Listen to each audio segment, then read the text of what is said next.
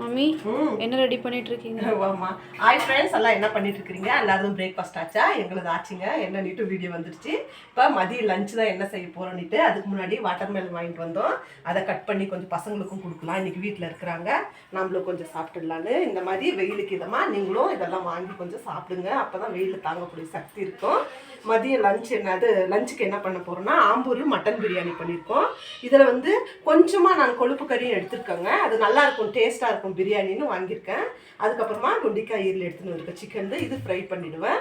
அப்புறமா இந்த ஆம்பூர் மட்டன் பிரியாணி இது பவுடர் பிரியாணி பவுடர் இது ரெசிபி கேட்டிருந்தாங்க. இது வந்து நான் 1.25 kg ரைஸ் போட போகிறேன், 1 kg மட்டனுங்க. அதுக்கு தகுந்தபடி நான் எடுத்திருக்கேன். இங்கே பாருங்கள், பெரிய துண்டு பட்டை ஒன்று ஒடிச்சு வச்சுருக்கேன், 2 ஸ்டார் பூவும் ஒடிச்சு வச்சுருக்கேன், 6 ஏலக்காய், 6 லவங்கம், இது ஒரு துண்டு கல் பாசி அதுவும் ஒடிச்சு வச்சுருக்கேன். இங்கே பாருங்கள், காஞ்ச மிளகா 6 காஞ்ச மிளகா நல்லா ரெட்டாக இருக்கிறது எடுத்திருக்கேன். 1 ஸ்பூனு மிளகு, 1.25 ஸ்பூனு சீரகம், பெருஞ்சீரகம் 1 ஸ்பூன் எடுத்திருக்கேன். தனியா வந்து 2.5 ஸ்பூன் எடுத்திருக்கேங்க. இது பாருங்கள், 4 பிரியாணி இலை, இவ்வளோதாங்க. இது வந்து 1 kg மட்டனு, 1.5 kg கூட நீங்கள் ரைஸ் போடலாம், ஒன்றும் பிரச்சனை இல்லை. அந்த அளவுக்கு தான் இது மசாலா. இது கூட நான் வெறும் ரெட் சில்லி பவுடர் மட்டும் போடுவேன், அதுதான் பிரியாணி மசாலா.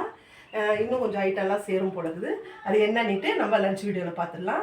இந்த வீடியோ உங்களுக்கு பிடிச்சிருக்கோன்னு நினைக்கிறேன். நம்ம இன்னொரு வீடியோவில் பார்க்கலாம். பாய்ங்க.